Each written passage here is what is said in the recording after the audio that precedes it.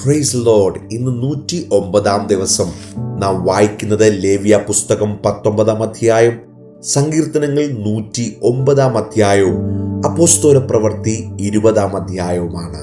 ലേവ്യ പുസ്തകം 19 അധ്യായം. യഹോവ പിന്നെയും മോശയോട് അരുളി ചെയ്തത്, നീ ഇസ്രായേൽ മക്കളുടെ സർവ്വസഭയോടും പറയേണ്ടത് എന്തെന്നാൽ, നിങ്ങളുടെ ദൈവമായ യഹോവ എന്ന ഞാൻ വിശുദ്ധനാകിയാൽ നിങ്ങളും വിശുദ്ധരായിരിപ്പീൻ. നിങ്ങൾ ഓരോരുത്തൻ താന്റെ അമ്മയെയും അപ്പനെയും ഭയപ്പെടണം. എന്റെ ശബ്ബത്തുകൾ പ്രമാണിക്കണം. ഞാൻ നിങ്ങളുടെ ദൈവമായ യഹോവയാകുന്നു. വിഗ്രഹങ്ങളുടെ അടുക്കലേക്ക് തിരിയരുത്. ദേവന്മാരെ നിങ്ങൾക്ക് വാർത്തുണ്ടാക്കരുത്. ഞാൻ നിങ്ങളുടെ ദൈവമായ യഹോവയാകുന്നു.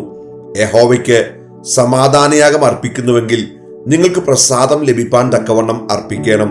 അർപ്പിക്കുന്ന ദിവസവും പിറ്റേന്നാളും അത് തിന്നാം. 3-ാം ദിവസം വരെ ശേഷിക്കുന്നത് തീയിലിട്ട് ചുട്ടുകളയണം.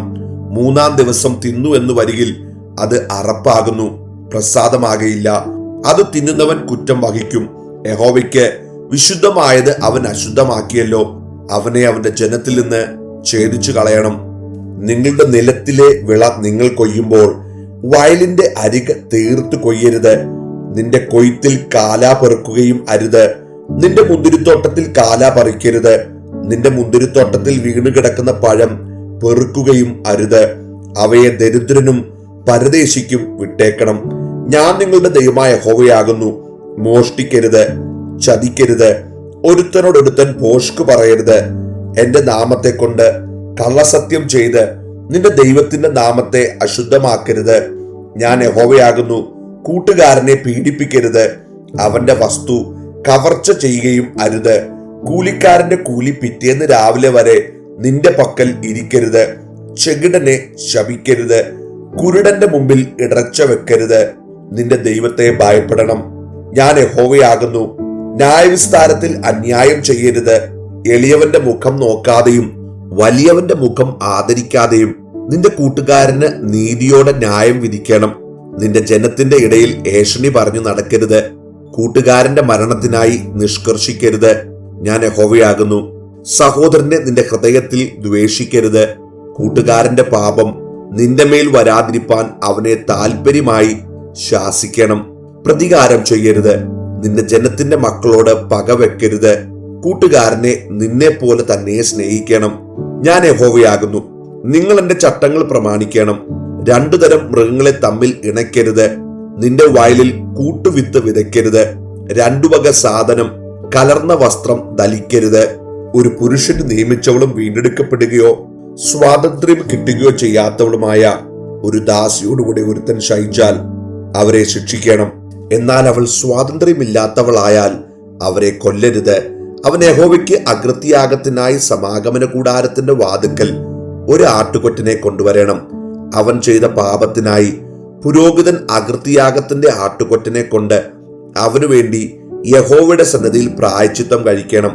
എന്നാൽ അവൻ ചെയ്ത പാപം അവനോട് ക്ഷമിക്കും. നിങ്ങൾ ദേശത്ത് എത്തി ഭക്ഷണത്തിന് ഉതകുന്ന സകലവിധ വൃക്ഷങ്ങളും നട്ട ശേഷം നിങ്ങൾക്ക് അവയുടെ ഫലം പരിച്ഛേദന കഴിയാത്തതുപോലെ ആയിരിക്കണം. അത് 3 സംവത്സരത്തേക്ക് പരിച്ഛേദന ഇല്ലാത്തതുപോലെ ഇരിക്കണം. അത് തിന്നരുത്. 4-ാം സംവത്സരത്തിൽ അതിന്റെ ഫലമെല്ലാം യഹോവയുടെ സ്തോത്രത്തിനായിട്ട് ശുദ്ധമായിരിക്കണം. 5-ാം സംവത്സരത്തിലോ നിങ്ങൾക്ക് അതിന്റെ ഫലം തിന്നാം. അങ്ങനെ അതിന്റെ അനുഭവം നിങ്ങൾക്ക് വർദ്ധിച്ചു വരും. ഞാൻ നിങ്ങളുടെ ദൈവമായ യഹോവയാകുന്നു. രക്തത്തോടു കൂടിയുള്ളത് തിന്നരുത്. ആഭിചാരം ചെയ്യരുത്. മുഹൂർത്തം നോക്കരുത്. നിങ്ങളുടെ തലമുടി ചുറ്റും വിളമ്പ് വടിക്കരുത്. താടിയുടെ അറ്റം വിരൂപമാക്കരുത്. മരിച്ചവന് വേണ്ടി ശരീരത്തിൽ മുറിവുണ്ടാക്കരുത്. മെയ്മേൽ പച്ച കുത്തരുത്. ഞാൻ യഹോവയാകുന്നു. ദേശം വേശ്യാവൃത്തി ചെയ്ത് ദുഷ്കർമ്മം കൊണ്ട് നിറയാതിരിക്കേണ്ടതിന് നിന്റെ മകളെ വേശ്യാവൃത്തിക്ക് ഏൽപ്പിക്കരുത്. നിങ്ങൾ എന്റെ ശബ്ബത്തുകൾ പ്രമാണിക്കുകയും എന്റെ വിശുദ്ധ മന്ദിരത്തോട് ഭയഭക്തിയുള്ളവരായിരിക്കുകയും വേണം. ഞാൻ യഹോവയാകുന്നു. വെളിച്ചപ്പാടന്മാരുടെയും മന്ത്രവാദികളുടെയും അടുക്കൽ പോകരുത്. അവരാൽ അശുദ്ധരായി തീരുവാൻ തക്കവണ്ണം അവരെ അന്വേഷിക്കുകയും അരുത്. ഞാൻ നിങ്ങളുടെ ദൈവമായ യഹോവയാകുന്നു. നരച്ചവന്റെ മുമ്പാകെ എഴുന്നേൽക്കുകയും വൃദ്ധന്റെ മുഖം ബഹുമാനിക്കുകയും നിന്റെ ദൈവത്തെ ഭയപ്പെടുകയും വേണം. ഞാൻ യഹോവയാകുന്നു. പരദേശി നിന്നോടുകൂടെ നിങ്ങളുടെ ദേശത്തു പാർത്താൽ അവനെ ഉപദ്രവിക്കരുത്. നിങ്ങളോടുകൂടെ പാർക്കുന്ന പരദേശി നിങ്ങൾക്ക് സ്വദേശിയെ പോലെ ഇരിക്കണം. അവനെ നിന്നെ പോലെ തന്നെ സ്നേഹിക്കണം. നിങ്ങളും മിസ്രയീം ദേശത്ത് പരദേശികളായിരുന്നുവല്ലോ. ഞാൻ നിങ്ങളുടെ ദൈവമായ യഹോവയാകുന്നു. ന്യായവിസ്താരത്തിലും അളവിലും തൂക്കത്തിലും നിങ്ങൾ അന്യായം ചെയ്യരുത്. ഒത്ത തുലാസും ഒത്ത കട്ടിയും ഒത്ത പറയും ഒത്ത ഇടങ്ങഴിയും നിങ്ങൾക്ക് ഉണ്ടായിരിക്കണം.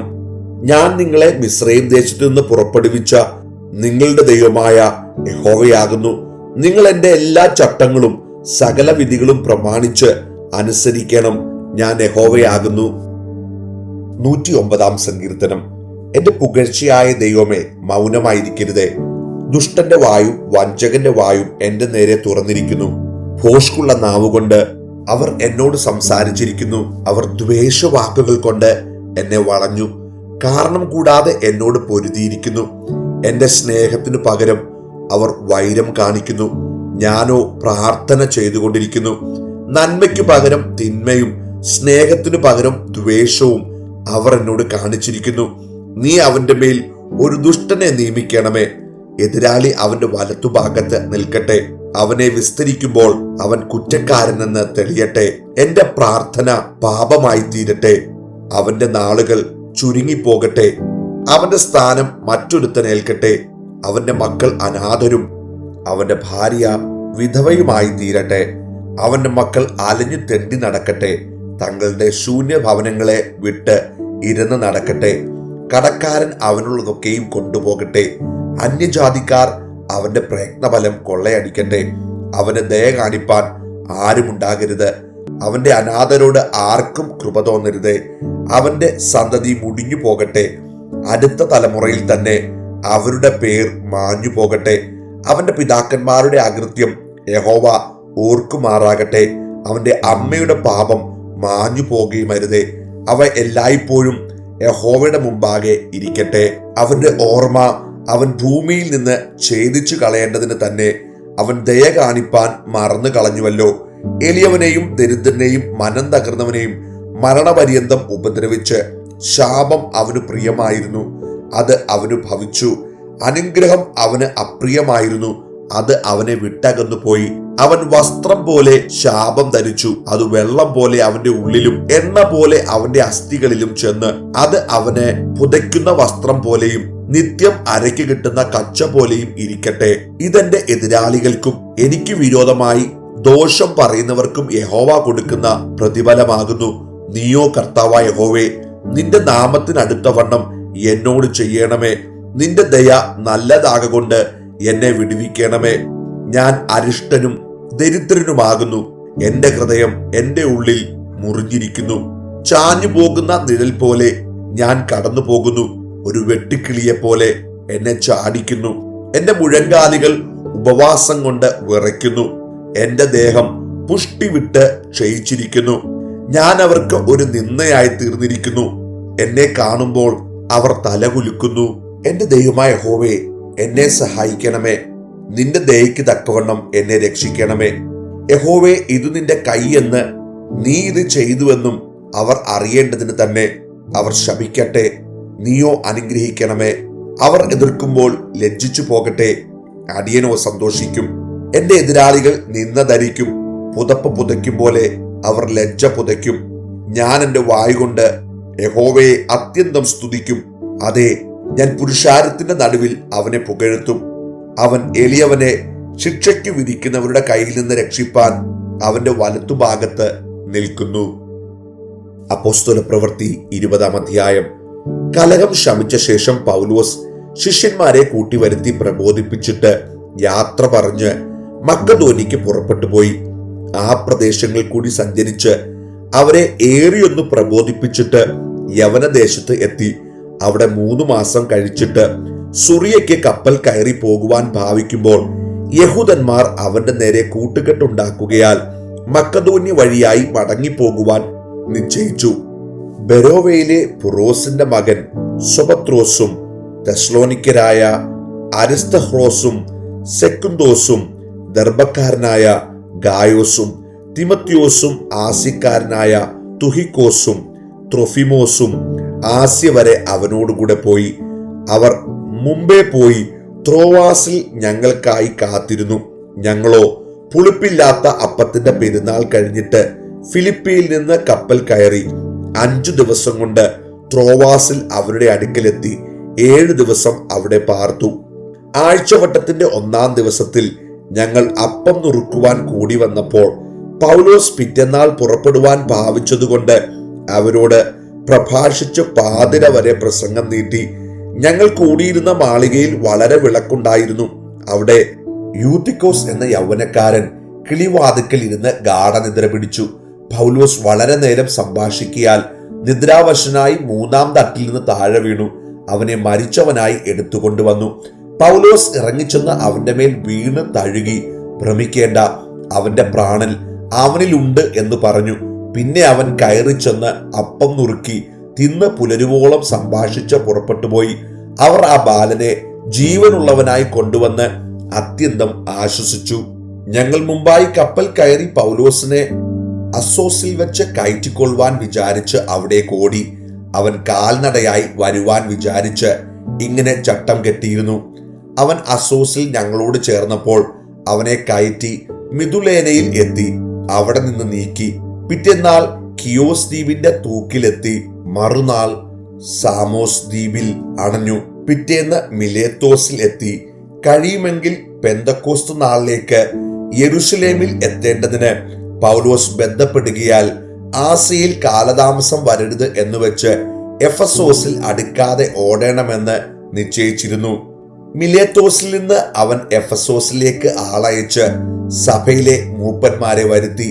അവർ അവന്റെ അടുക്കൽ വന്നപ്പോൾ അവൻ അവരോട് പറഞ്ഞത്, ഞാൻ ആസിയയിൽ വന്ന 1-ാം നാൾ മുതൽ എല്ലായ്പ്പോഴും നിങ്ങളോടുകൂടെ എങ്ങനെയിരുന്നു എന്നും വളരെ താഴ്മയോടും കണ്ണുനീരോടും യഹൂദന്മാരുടെ കൂട്ടുകെട്ടുകളാൽ എനിക്കുണ്ടായ കഷ്ടങ്ങളോടും കൂടെ കർത്താവിനെ സേവിച്ചു വന്നു എന്നും പ്രയോജനമുള്ളതൊന്നും മറച്ചു വെക്കാതെ പരസ്യമായും വീടുതോറും നിങ്ങളോട് അറിയിക്കുകയും ഉപദേശിക്കുകയും ചെയ്തു എന്നും ദൈവത്തിലേക്കുള്ള മാനസാന്തരവും നമ്മുടെ കർത്താവായ യേശുക്രിസ്തുവിലുള്ള വിശ്വാസവും യഹൂദന്മാർക്കും യവനന്മാർക്കും സാക്ഷീകരിച്ചു എന്നും നിങ്ങൾ അറിയുന്നുവല്ലോ. ഇപ്പോൾ ഇതാ ഞാൻ ആത്മാവിനാൽ ബന്ധിക്കപ്പെട്ടവനായി യെരൂശലേമിലേക്ക് പോകുന്നു. ബന്ധനങ്ങളും കഷ്ടങ്ങളും എനിക്കായി കാത്തിരിക്കുന്നുവെന്ന് പരിശുദ്ധാത്മാവ് പട്ടണം തോറും സാക്ഷ്യം പറയുന്നതല്ലാതെ അവിടെ എനിക്ക് നേരിടുവാനുള്ളത് ഒന്നും ഞാൻ അറിയുന്നില്ല. എങ്കിലും ഞാൻ എൻ്റെ പ്രാണനെ വിലയേറിയതായി എണ്ണുന്നില്ല. എൻ്റെ ഓട്ടവും ദൈവകൃപയുടെ സുവിശേഷത്തിന് സാക്ഷ്യം പറയേണ്ടതിന് കർത്താവായ യേശു തന്ന ശുശ്രൂഷ തികയ്ക്കണമെന്നേ എനിക്കുള്ളൂ. എന്നാൽ നിങ്ങളുടെ ഇടയിൽ ദൈവരാജ്യം പ്രസംഗിച്ചുകൊണ്ട് നടന്നവനായ എൻ്റെ മുഖം നിങ്ങൾ ആരും ഇനി കാണുകയില്ല എന്ന് ഞാൻ അറിയുന്നു. അതുകൊണ്ട് നിങ്ങളിൽ ആരെങ്കിലും നശിച്ചു പോയാൽ ഞാൻ കുറ്റക്കാരനല്ല എന്ന് ഞാൻ ഇന്നേ ദിവസം നിങ്ങളോട് സാക്ഷ്യം പറയുന്നു. ദൈവത്തിന്റെ ആലോചന ഒട്ടും മറച്ചു വെക്കാതെ ഞാൻ മുഴുവനും അറിയിച്ചു തന്നിരിക്കുന്നുവല്ലോ. നിങ്ങളെ തന്നെയും താൻ സ്വന്തം രക്തത്താൽ സമ്പാദിച്ചിരിക്കുന്ന ദൈവത്തിന്റെ സഭയെ മേയ്പാൻ പരിശുദ്ധാത്മാവ് നിങ്ങളെ അധ്യക്ഷരാക്കി വെച്ച ആട്ടിൻകൂട്ടം മുഴുവനെയും സൂക്ഷിച്ചുകൊള്ളുവിൻ. ഞാൻ പോയ ശേഷം ആട്ടിൻകൂട്ടത്തെ ആദരിക്കാത്ത കൊടിയ ചെന്നായ്ക്കൾ നിങ്ങളുടെ ഇടയിൽ കടക്കുമെന്ന് ഞാൻ അറിയുന്നു. ശിഷ്യന്മാരെ തങ്ങളുടെ പിന്നാലെ വലിച്ചു കളവാനായി വിപരീതോപദേശം പ്രസ്താവിക്കുന്ന പുരുഷന്മാർ നിങ്ങളുടെ ഇടയിൽ നിന്ന് എഴുന്നേൽക്കും. അതുകൊണ്ട് ഉണർന്നിരിപ്പിൻ. ഞാൻ 3 സംവത്സരം രാപ്പകൽ ഇടവിടാതെ കണ്ണുനീർ വാർത്തും കൊണ്ട് ഓരോരുത്തരെ ബുദ്ധി പറഞ്ഞു തന്നത് ഓർത്തുകൊള്ളുവിൻ. നിങ്ങൾക്ക് ആത്മീയവർദ്ധന വരുത്തുവാനും സകല വിശുദ്ധന്മാരോടുകൂടെ അവകാശം തരുവാനും കഴിയുന്ന ദൈവത്തിലും അവന്റെ കൃപയുടെ വചനത്തിലും ഞാൻ ഇപ്പോൾ നിങ്ങളെ ഭരമേൽപ്പിക്കുന്നു.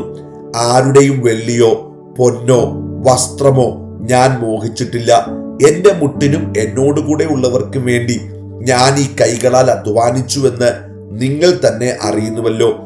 ഇങ്ങനെ പ്രയത്നം ചെയ്ത് പ്രാപ്തിയില്ലാത്തവരെ സഹായിക്കുകയും വാങ്ങുന്നതിനേക്കാൾ കൊടുക്കുന്നത് ഭാഗ്യമെന്ന് കർത്താവായ യേശു താൻ പറഞ്ഞ വാക്ക് ഓർത്തുകൊള്ളുകയും വേണ്ടത് എന്ന് ഞാൻ എല്ലാം കൊണ്ടും നിങ്ങൾക്ക് ദൃഷ്ടാന്തം കാണിച്ചിരിക്കുന്നു. ഇങ്ങനെ പറഞ്ഞിട്ട് അവൻ മുട്ടുകുത്തി അവരെല്ലാവരോടും കൂടെ പ്രാർത്ഥിച്ചു. എല്ലാവരും വളരെ കരഞ്ഞു. ഇനിമേൽ അവന്റെ മുഖം കാണുകയില്ല എന്ന് പറഞ്ഞ വാക്കിനാൽ അവർ ഏറ്റവും ദുഃഖിച്ച് പൗലോസിന്റെ കഴുത്തിൽ കെട്ടിപ്പിടിച്ച് അവനെ ചുംബിച്ച് കപ്പലോളം അവനോടുകൂടെ വന്ന് അവനെ യാത്രയയച്ചു.